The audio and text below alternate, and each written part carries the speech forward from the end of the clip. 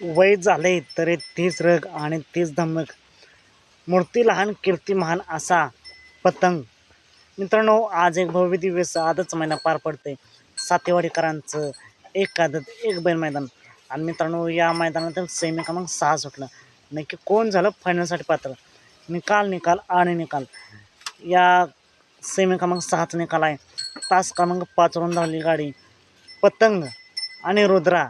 या गाडीचा 1 नंबर आला आहे आणि गाडी सेमीपासून होऊन फायनलसाठी पात्र. क्वार्टर फायनलला कोण पात्र झाले यांचे नावं काय समजू शकत नाहीत, पण नक्कीच पतंगमध्ये मित्रांनो वय झाले तर तीच रग तीच धमक आहे. अजूनसुद्धा तसाच पळतोय.